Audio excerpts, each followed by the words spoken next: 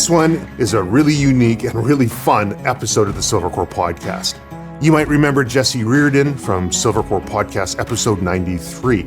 Jesse was Jim Shockey's longtime cameraman. He's a very talented videographer. He's an avid outdoorsman. And in that podcast, he mentioned to me that he was thinking about starting his own show, the Fishing with Dad show, something where he would travel around Canada and he'd fish with other people and hear their stories, and he'd be there with his son, and it would be a bonding experience with him and his son, and learning about different cultures and different ways of fishing, and he would share that with his audience. I thought it was a fantastic idea. I highly encouraged him to do it. Next thing I learned, Jesse sold his house and he's gone all in on the Fishing with Dad show. That took a lot of courage. That's not something most people do. That's exciting and it's scary, and that's what we're talking about today. Jesse invited me over to the island to go fishing with him. Friend of mine, Dave, he's got an airplane here in Ladner. He offered to fly me over to the island. It made for one heck of an adventure. I loaded all of my gear into my Nanook backpack. I've got my special Nanook podcasting case that I take with me. You'll hear me talk about that in the beginning of this podcast. And you might start thinking, man, Travis must be getting paid to talk about Nanook. And I'm here to tell you that I'm not. I like their kit. It works very well. It's robust. And Silvercore Club members get a 30% off discount on all Nanook gear. Just go into the Silvercore Club portal at silvercore.ca. You can download your unique links and your discount codes for Nanook and a whole wide variety of other brands that'll help deepen your connection with the outdoor world and make your life just that much more comfortable. While you're in the Silvercore Club portal, don't forget to download your unique link for the Silvercore Private Members Podcast, The Outpost. It comes out every single week. They're short thoughts or episodes or interviews that I have with interesting people, and it's designed to help Silvercore Club members achieve more both in the outdoors as well as in life. Finally, I should mention that if you want to get the most out of this episode, I'd highly encourage watching it on YouTube or on Spotify. And while you're there, it would help this podcast a lot if you left a review on Spotify or on Apple Podcasts and you took a screenshot of that review, email it in to info@silvercore.ca along with your mailing address, and I'll send you some Silvercore stickers as a thank you. Now, without further ado, let's get on with this episode. Got a couple of GoPros, extended battery life on them. Just plug in here to these battery packs made by Refuel. Got a DJI mic for backup. It's 32-bit float. We'll just clip those on and record. And then I got a Zoom F6 field recorder, and that's again 32-bit float. The whole thing goes into this amazing Nanook 910. I love this case. You can see it's been through hell and back, and everything on the inside is brand new. I put a couple of, voided the warranty, I'm sure, but I put a XLR input and a 3.5 millimeter audio jack in there. So when we're ready, we close it up. We can submerge this thing in water and we can have a conversation. All right. That's it. Peter Piper. Popsicles, icicles, test. Testicles, popsicles. Oh. All right. This thing on. What's a boat called? Honestly, it's called. We haven't named this boat. What the hell? You got me out on a boat. You haven't named it yet? It's actually Jax's boat. So it's a long story with the boat. Do you have bananas on it as well? I don't. Okay. Yeah, boat story. No name for the boat. I call it Double Eagle 16.5. Okay, because it's a Double Eagle 16.5? Yeah, and it was Jax's boat. He's Jenny Smoke Shack's son. Got it. That's why it's got Jenny Smoke Shack sticker in the back here. Yeah, he's a young up-and-coming guide. And his dad, Spencer, does that smoked salmon sockeye. Jenny Smoke Shack. Really good. Kind of a cool story. And he's actually got two boys, Nick as well. They want to be fishing guides. So what I'm doing right now is I'm just trying to find the best way to drive this where we're not getting wind in our mic, which is at our back, and we're not going into the wind, which is giving us chop. Yeah, you're doing great. We're gonna see how this translates into audio, and I'm sure we'll hear back from the audience if it's not listenable. So you said, Trav, come on over. I'm doing this Fishing with Fishing with Dad show. So I named it the Fishin' with Dad show. Yeah, that's what I've kind of committed to in a sense. But, I signed with Wild TV. I actually signed dotted line with Wild TV this week. How do you feel about that? Well, super nervous, yeah, because a lot of reasons. But when it gets real and you got to start asking sponsors for money to kind of support this kind of almost in a sense passion project. It's just something I feel like people need to see because it's I don't know, we love the outdoors, we love fishing, we love family, we love learning from our mentors or older ones that generally taught us how to do. Mine didn't teach me so good, but they encouraged me to get out here. It was more Shockey that got me into the outdoor thing, but it was this is well, your dad got you out fishing. Oh yeah, he got me out fishing, but it was always like they were fishing, but it was like good old boys fishing. Like it was just like, yeah. But like not real hardcore like what we're doing today, right? That's the problem. Honestly, it's like time to get out fishing. Like once I thought when I had kids, I'd just get my kids out fishing. I got my 14-foot Lund. I'm married now. I got kids and we're going fishing. But I'm like, man, there's a lot involved to get out fishing, catch fish and do it right. And anyways, that's why I want to film these guys and get to, learn their tricks and also, hear their stories, right? So when you first told me about the Fishing with Dad show, and I could see how passionate you were about it, and I encouraged you. I'm like, yeah, you know what? Sell the house, follow your dream, right?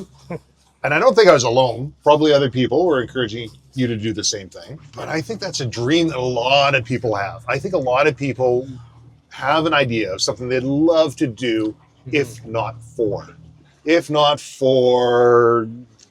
my current work position, if not for the kids, if not for, and there's always reasons why they shouldn't do it.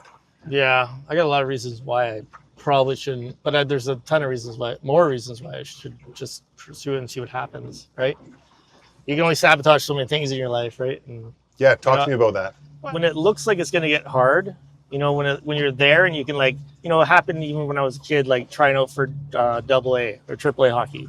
And it was like, no, I'm done. And I just quit hockey because I was right there where I could have kind of taken the next step. I just said, no, this is too much. And I kind of turned and got into skateboard and snowboard. And I could see it happening. And I was like, that's going to but what if, and then I sabotaged. So same with this show, because there's a lot of involved. Like just trying to get you out filming today and also pretend to be a guide, which I'm not. I can attest to that. Yeah, you can attest to that. Yeah. That's good. I just like fishing. And you and I are in the same boat there. Yeah, I just like trying to get out, really. You were talking about taking people out in the boat. The concept of mentors, people taking teaching how to fish, introducing you to the outdoors. Some people don't have those mentors. I can see that really resonating with people who don't have the mentors, who would love to have that. And they can learn something from the show. They can learn something from the experience. They can see different people come on out and fish or do whatever outdoors. Yeah. I think it's cool. Some people do have mentors and it's going to strike that nostalgic chord. Mm-hmm. But if every time you're going out, you got a different guest and a different person, the one thing that struck me is that the one constant in there is the one thing that you seem to be shying away from the most. And that's you. You're the one constant to the show. And you got this incredible story of selling your house to chase your dream. Something that so many people have thought about or dream about, and so few people actually go out and do. And I think that's the story. And all these people that come through that you can talk with and you can experience things through, you can experience your story through them. Yeah, no, I love it. But I shy away from being the guy, right?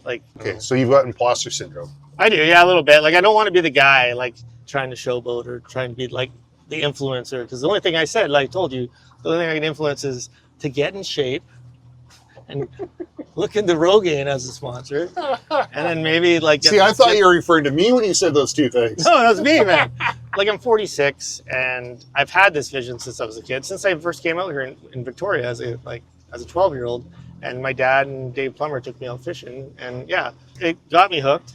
Those are some good times with my dad. Those are some good times with my grandpa in Ontario. He used to take me to the lake, Georgian Bay and Owen Sound, Thornbury, and just plant me on a rock. We'd just sit there and talk and give me a worm and a bobber and a catch and release and keep the odd one. And so two things come to mind. Dean Nugent was on the podcast with Jason Budd. And Jason's a ACMG, IMFGA mountain guide. He's right switched on, really good at what he does in the mountains. And he took Dean out. They're doing some rock climbing. Jason's on lead, he's setting a route, and Dean's belaying at the bottom. Girl walks by, talks to Dean, says, "Oh, you're a rock climber, are you?" He said, "Well, no, I'm not. Jason is." Points at the rock. And she looks at him and says, "Oh, well, you've got a helmet and a harness on, and it looks like you're belaying somebody. Are you heading up there after?" "Oh, yeah." "So, sounds like you're a rock climber." He's like, "Huh." She's like, "I've never climbed before. You're a rock climber." He's like, "You know what? Okay, got it. Compared to Jason, I'm not a rock climber. Yeah. Compared to you, I'm a rock climber. Got it." So that's one thing that pops into mind when you're talking about, well, you're not a guide, you're not a this, you're not a that. Compared to who, right? Yeah, no, I mean, yeah. Okay, second one that pops into mind, Sean Taylor, a friend of mine. He's been on the podcast a few times. Ex-JTF2. Joint Task Force 2, Canada's elite special forces. It's like the SAS for the UK, or Delta Force R for the US, JTF2 R for Canada. Mm-hmm. And there I am, sitting in his kitchen, recording a podcast, and wraps up. He tells me, "Trav, I've had such imposter syndrome sitting down here, getting on the podcast. I don't want to be all braggadocio. I don't want to be that guy." Yeah. Okay. Yeah. So the best of the best, Tier 1 Special Forces fellow, saying he's got imposter syndrome. And what is he talking about? He's just talking about his life and his experiences. So I think if you don't have imposter syndrome, you're not pushing yourself in the right way. I think in order for you to grow, it's like a snake shedding its skin. Yeah. You're going to put something new on. It's going to feel different. Yeah. But it's still you. Yeah, no, you're right. You're right. It does need a constant character of some sort. I've done a lot of groundwork. The big one is I got Lifetimer on board, new owners since 2023. Awesome guy, Matt Boyles. He bought it from the guys, the original owners, 1980. So he's running it, and he's going to build me a custom like fishing boat. And then I know. That's crazy. And then with that, Lifetimer Boats presents the Fishin' with Dad show. So then I got Parker Marine, who's super interested as well. Mm-hmm. And there's a wicked story right there. Like the dad bought the company in the 60s, gave it to his son, and then his son gave it to his two boys who now run the Courtney and the Nanaimo location. And then there's also Can Lure, which is the 6 like original Vancouver Island lure companies. There's 6 of them that are still around. I don't know all the years on them, but like Buzz Bombs and stuff like that, they're on board. Mustang Survival's on board. King Dolphin Props on board. So all these companies that are on board, I want to tell their story. I can see how to do it, but the business side and like getting things done with sponsors and like truly locking it in, and like, because there is cost involved, but there's also benefits because you're supporting like a really cool project. So winds are set to pick up a little bit, so I'm trying to get our speed up a touch before we pick up these crab pots. Yeah. So you've talked about what could go wrong. Yeah. I've heard you talk a lot about what could go wrong. What could go right? Well, I tell some great stories. I'm able to financially survive and not lose everything I own. And this is like a kind of a 4-year project on 50 and see where I'm at with it. So see if it works out means what? Well, if I get 20 shows done in the year, I mean, and I somehow like survive, and it takes a lot of work. It's a lot of work, and I know I can pull it off. But ideally, I would work with a team. One thing goes through my head. See if I can make it work. It all depends on what your metrics for success are. I was looking through a book. I was honored. I was asked to review a book that's going to be going to print soon. And I asked them what their metrics for success were on the book, and they said, honestly, we've already met our metrics for success. We've made the book. It's got value. If it helps one person, we feel awesome. So yeah, if 20 episodes is your metric for success, I'm confident you can make 20 episodes. Well, it's more than that. I think it's also like it's a reminder, because a big part of this project is to like when COVID happened, it really changed our world. It also changed the world for our younger generation, screens became really normal. Like, I remember being a kid and hooking my first fish, or, a dozen fish as a kid. I can tell you each story, and those are some highlights of my life as a child. And usually someone I really loved was there to share with me. But technically, we have responsibility as a parent and or adult with skills in the outdoor industry to share that, pass that down to our younger generation. But as a kids, you got to get out there and try things. Get out there and do it, man. And get off the screens. And I know there's an app for everything these days, but it's good to see kids light up. It's good to see people light up when they catch their first fish. It's good to see people, unplug for a couple hours and just get sunburned, get some salt air. If this show reminds a dad or an older person to, maybe I should get the kid out this weekend and, take the lake or go camping, or maybe I should get my hunting license again, That's all part of it. Yeah. It's been an adventure. It's been fun, but we're almost on the crab pots now. Yeah. Why don't we call this one a wrap? Totally. And, Jesse, I'm stoked to see Fishing with Dad show. Well, I do appreciate your support and you coming across, and I just appreciate people who love the outdoors and, they want to pass it down, and my goal is to tell those stories. So. Thanks, Jesse.